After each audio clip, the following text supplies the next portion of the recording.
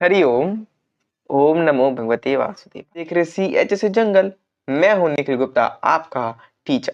आज हम पढ़ने वाले हैं कॉस्ट अकाउंटिंग। कॉस्ट अकाउंटिंग का हमारा सेकंड चैप्टर का जितना भी प्रैक्टिकल्स है, हम मैक्सिमम प्रैक्टिकल्स करने का यहाँ पे कोशिश करेंगे। और उसके साथ साथ आप भी अपना कॉपी पेन निकाल के प्रैक्टिकल्स करने का शुरू कीजिए। तो चलिए शुभारंभ करते हैं।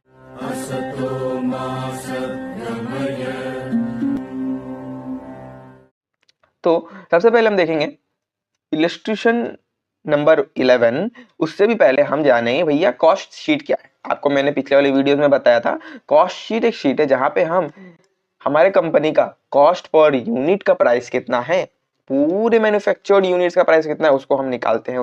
उसी को हम कॉस्ट शीट कहते हैं, जहाँ पे हमको उसका प्राइम कॉस्ट पता चलता है, ओवरहेड्स पता चलते हैं, एडमिनिस्ट्रेटिव एक्सपेंसेस पता चलते हैं और कॉस्ट ऑफ सेल्स पता चलता है। ठीक है ना। तो उसके बाद हम देखते हैं कि कॉस्ट शीट का प्रिपरेशन कैसा करना होता है। कॉस्ट शीट का प्रिपरेशन के लिए सबसे पहले आप हेडिंग देते हैं कॉस्ट शीट, उसके बाद आप 3 कॉलम्स बनाते हैं जहां पे आपका ये डायरेक्ट कॉस्ट रहेगा, यहाँ पे आपका टोटल कॉस्ट रहेगा, है ना, टोटल कॉस्ट,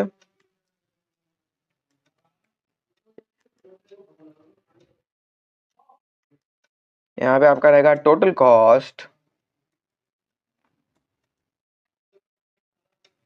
उसके बाद यहाँ पे आपका रहेगा CPU, that is cost per unit. Cost per unit आपका यहाँ पे सीपीयू रहेगा। अब इसका ये जो फॉर्मेट है ना, आपको रेडी कर लेना है। आपको ये 3 चीजें दिमाग में हमेशा रखनी है कि हम जब भी कॉस्ट शीट बना रहे होंगे तो हमको भैया सबसे पहले निकालना होगा क्या, प्राइम कॉस्ट। फिर हमको निकालना होगा क्या, वर्क कॉस्ट। थर्ड निकालना हमको कॉस्ट ऑफ प्रोडक्शन। और एट द एंड हमें उसका निकालना होगा टोटल कॉस्ट और कॉस्ट ऑफ सेल्स हमको चाहिए हो। तो अब देखते हैं ये 4 चीजें हमने आपको बताई, इनको निकालने का प्रोसेस क्या है। हमें यहाँ पे ऐड करना है सारे एक्सपेंसेस को। प्राइम कॉस्ट को हम डायरेक्ट कॉस्ट से भी उसको रिप्लेस कर सकते हैं या फिर उसको बोल सकते हैं। तो इसका मतलब क्या, वो सारे कॉस्ट जो भी कंपनी में उस प्रोडक्ट को डायरेक्टली इन्फ्लुएंस कर रहे हैं उसे हम डायरेक्ट कॉस्ट कहते हैं। तो यहाँ पे वो डायरेक्ट कॉस्ट को जब हम ऐड करेंगे, सम अप करेंगे, तब हमारा निकलेगा क्या, प्राइम कॉस्ट। उसके बाद वर्क और फैक्ट्री ओवरहेड्स। ओवरहेड्स का मतलब होता है भैया इनडायरेक्ट एक्सपेंसेस। तो जो भी कंपनी के फैक्ट्री के वर्क रिलेटेड जितने भी इनडायरेक्ट एक्सपेंसेस हैं उसे हम फैक्ट्री ओवरहेड्स कहते हैं। एडमिनिस्ट्रेटिव ओवरहेड्स मतलब जो भी ऑफिस रिलेटेड एक्सपेंसेस हैं उन्हें हम एडमिनिस्ट्रेटिव ओवरहेड्स कहते हैं।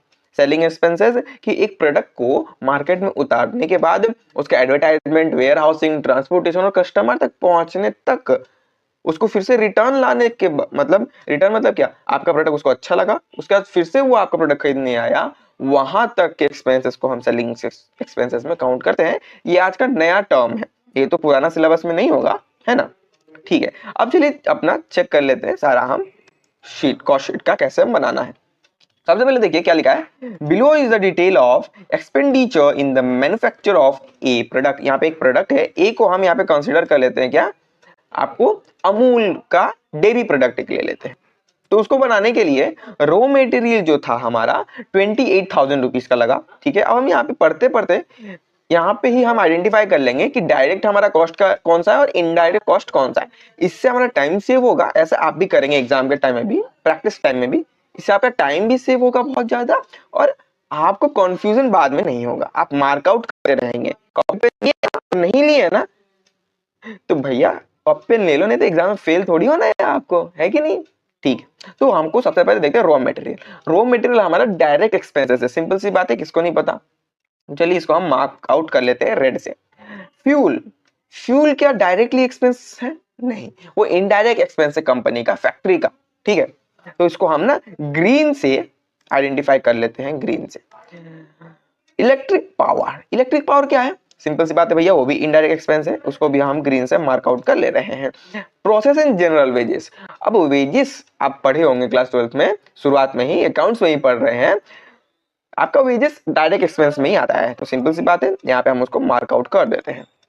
फिर रिपेयर्स जो है हमारा, रिपेयर्स भी इनडायरेक्ट एक्सपेंस है, हॉलेज भी हमारा इनडायरेक्ट एक्सपेंस है। लाइट एंड पावर भी इनडायरेक्ट है, बताना नहीं पड़ेगा। रेंट इनडायरेक्ट एक्सपेंस है, रेंट्स एंड इंश्योरेंस भी आपका इनडायरेक्ट एक्सपेंस है। Office salary and general expenses, office related है, इसका मतलब सिंपल क्या, वो एडमिनिस्ट्रेटिव ओवरहेड्स में काउंट होगा, ठीक है ना। तो उसको हम ब्लू से आइडेंटिफाई कर देते हैं, मार्क आउट कर देते हैं, जिसके लिए हमको इजी रहेगा। ये दो को मार्क आउट कर दिया। और जो हमारा डेप्रिसिएशन ऑफ मशीनरी है ना, उसको भी हम मार्क आउट कर लेते हैं, डेप्रिसिएशन ऑफ मशीनरी को, क्योंकि वो भी हमारा क्या है, इनडायरेक्ट एक्सपेंस में काउंट होगा, ठीक है ना। तो हमारा इनडायरेक्ट एक्सपेंस का ग्रीन कलर से मार्क आउट किए थे। चलिए अब हम एक एक करके सारे जो भी हमारा एक्सपेंसेस है उसको हम काउंट कर लेते हैं। सबसे पहले हमको क्या निकालना होगा, प्राइम कॉस्ट। आपने अपने साथ हमेशा एक जेरोक्स पेपर रखिए जहां पर ये वाला जो फॉर्मेट है ना, इसको आप उतार लो, या फिर जेरोक्स नहीं कर सकते तो आप इसको लिख के रख लो कॉस्ट शीट का। डायरेक्ट कॉस्ट, प्राइम कॉस्ट निकालना होता है, वर्क कॉस्ट निकालना होता है, कॉस्ट ऑफ प्रोडक्शन निकालना होता है और कॉस्ट ऑफ सेल्स निकालना होता है।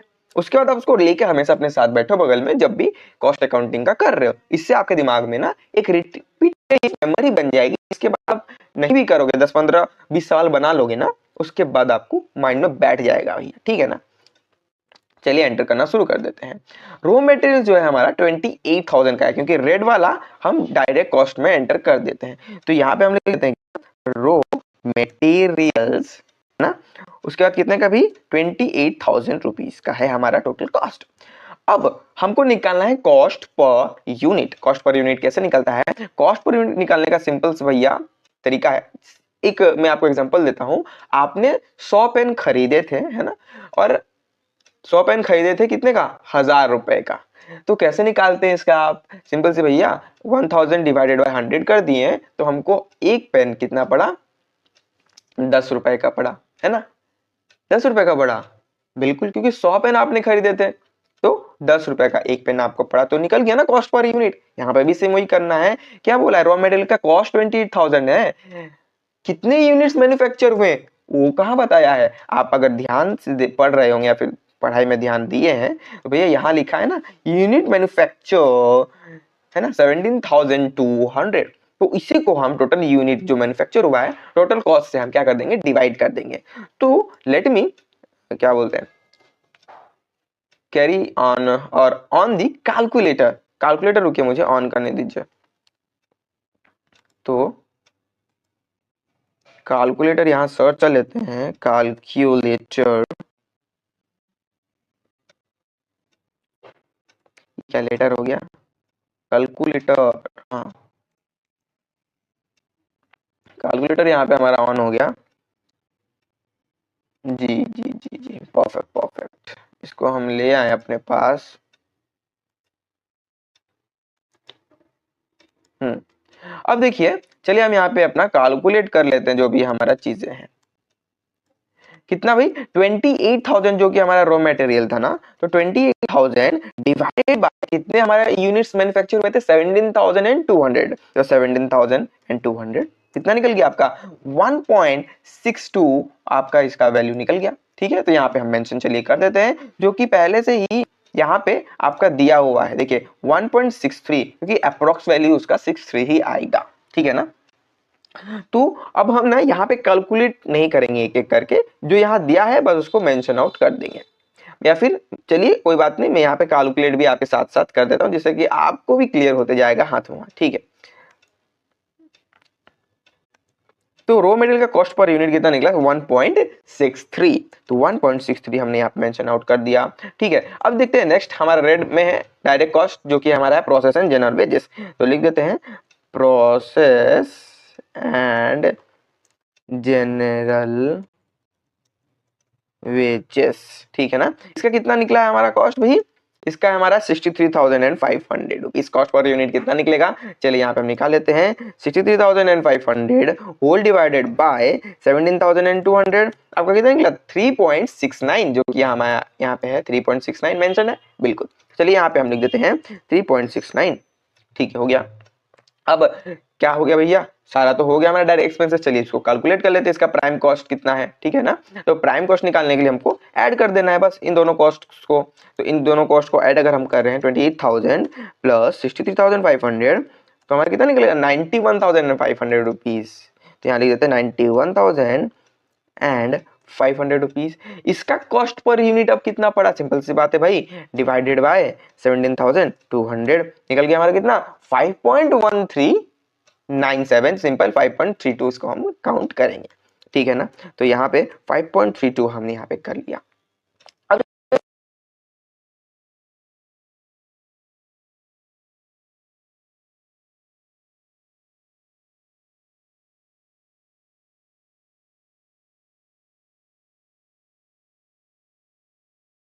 6,900 है ना, 6,900 उसका पर कॉस्ट कितना पड़ा है ना, कॉस्ट पर यूनिट कितना पड़ा 6900 होल डिवाइड बाय 17,200 जिसका निकला कितना आपका, रुकिए इसको मैं और वाइडन करता 0.40, तो यहाँ पे लिख देते हैं हम 0.40।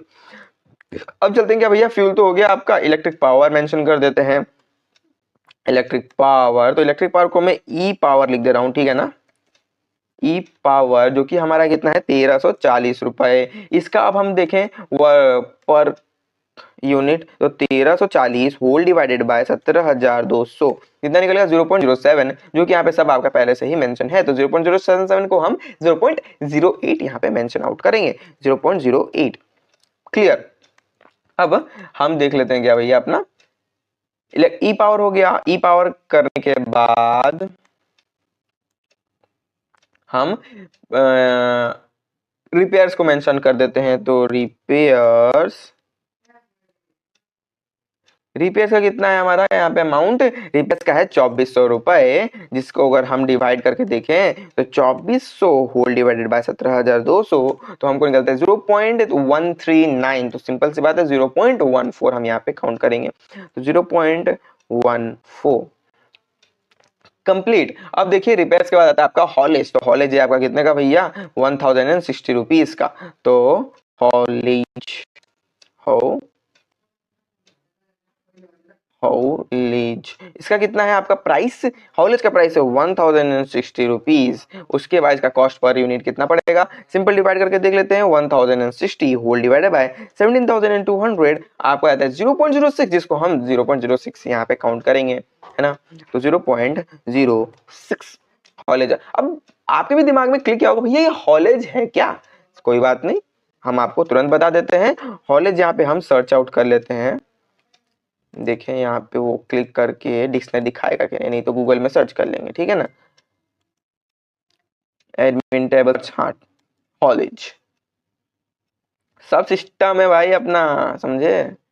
हॉलेज सिंपल सी बात है भैया, ट्रांसपोर्टेशन को हम कहते हैं। यहाँ पे देखो, यहाँ पे आपको पिक्चर्स दिख रहा है, पिक्चर्स नहीं दिख रहे हैं मुझे लग रहा है शायद, ओके आपके लिए काम आसान कर देता हूं मैं।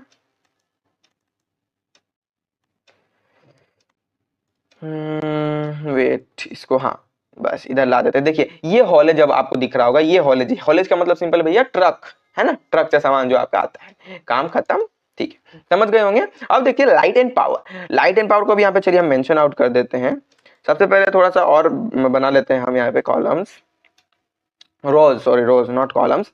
तो लाइट एंड पावर, तो लाइट एंड पावर कितना भैया आपका लाइट एंड पावर का 400 रुपीज है, और इसका कॉस्ट पर यूनिट क्या है यहाँ पे दिया हुआ है हमको लाइट एंड पावर का 0.02। तो बिना टाइम वेस्ट के 0.02 लिख देते हैं, क्योंकि हमको पता है कितना से डिवाइड करना है 17,200 से हमको डिवाइड करना है, आंसर हमको मिल जाएगा। अब उसके बाद क्या भैया रेंट हमारा 2000 रुपीज है, तो रेंट को यहाँ पे हम मेंशन आउट कर देते हैं 2000 रुपीज। इसका कॉस्ट पर यूनिट कितना आ गया 0.12, है ना 12। नेक्स्ट चलते हैं अपना हम रेंट के बाद, हाँ रेंट रेट्स एंड इंश्योरेंस। तो यहाँ रेट्स एंड इंश्योरेंस को मैं आई एन डे के डॉट एब्रिविएशन लिख दे रहा हूँ। तो इंश्योरेंस का कितना भैया 300 रुपीज ओनली। 300 रुपीज का आपका कॉस्ट पर यूनिट कितना आएगा, कॉस्ट पर यूनिट हमको यहाँ पे आएगा 0.02, कितना 0.02। ओके अब चलते हैं, क्या हमारा बचा है भैया एडमिनिस्ट्रेटिव एक्सपेंसेस, एडमिनिस्ट्रेशन एक्सपेंसेस, है ना।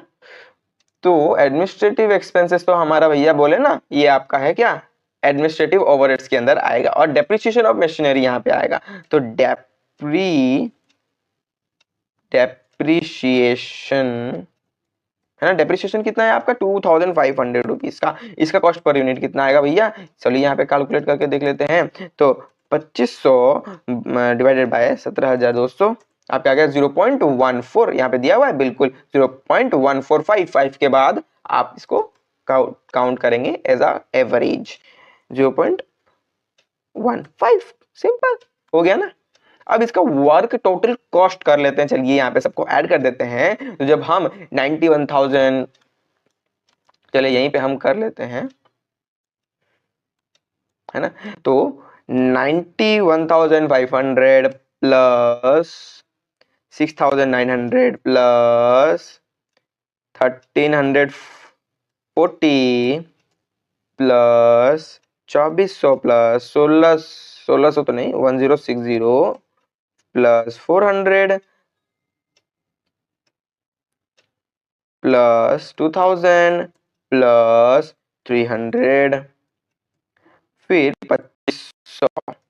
क्या सही है हमारा 1,08,040 रुपीज, क्या सही है। चलिए चेक कर लेते हैं, यहाँ पे है बिल्कुल भैया है, यही तो आंसर है हमारा, है ना। वर्क कॉस्ट यहाँ पे दिया हुआ है, देखिए 1,08,400 रुपीज। चलिए यहाँ पे मेंशन आउट कर देते हैं कितना भाई 1,08,400 रुपीज का। अब कितना आएगा भैया cost per unit, simple whole divided by 17,200 आपका आ गया कितना 6.30। यहाँ पे लिख देते हैं, चलिए हम 6.30 कंप्लीट। अब एडमिनिस्ट्रेटिव ओवरहेड्स को हम देख लेते हैं। एडमिनिस्ट्रेटिव ओवरहेड्स कितना बता रहा है, सिंपल कौन कौन सा था, ब्लू वाला टिक किए थे ना, ब्लू वाला मार्क किए थे, तो ऑफिस सैलरीज और एडमिनिस्ट्रेटिव एक्सपेंसेस। तो यहाँ लिख देते हैं ऑफिस एंड सैलरीज, बिल्कुल। उसके बाद आप इसको यहाँ पे मेंशन कर दीजिए कितना ऑफिस एंड सैलरी 7,000। 7,000 का कॉस्ट पर यूनिट कितना आएगा, यहाँ पे देख लेते हैं 7,000 डिवाइडेड बाय 17,200 कितना आ गया आपका 0.40। चलिए लिख लेते हैं यहाँ पे आपका 0.40। उसके बाद आपका क्या आ गया एडमिनिस्ट्रेटिव एक्सपेंसेस। तो यहाँ लिख देते हैं एडमिनिस्ट्रेटिव को ऐड करके और एक्सपेंसेस का कितना है हमारा भाई 5,000 रुपीज। तो 5,000 रुपीज को भी चेक कर लेते हैं, 5,000 होल डिवाइडेड बाय 17,200 जिसका आपका आ गया 0.29 मतलब 0.30 यहाँ पे मेंशन है, बिल्कुल 0.29 ही यहाँ पे काउंट हुआ है। चलो हम भी 0.29 ही काउंट करेंगे, 30 तो नहीं लेंगे, 0.29 कंप्लीट। अब देख लेते हैं कॉस्ट ऑफ प्रोडक्शन हमारा कितना है, सिंपल सी बात है 1,08,400 प्लस 12,000 है ना। 12,000 अगर हम कर दें यहाँ पे हमारा काउंट कितना निकल गया 1,20,400, ठीक है 1,20,400 यहाँ पे हम मेंशन आउट कर देते हैं 1,20,400 बिल्कुल। अब इसका कॉस्ट पर यूनिट कितना आएगा वो भी चेक कर लेते हैं, सिंपल होल डिवाइडेड बाय 17,200 इतना गया 7 आपका आ गया इसका कॉस्ट पर यूनिट। इतना इजी था, बिल्कुल इतना इजी है, ज्यादा कुछ डिफिकल्ट नहीं है। उसके बाद हमको तो यहाँ पे कॉस्ट ऑफ सेल्स तो पूछा ही नहीं है।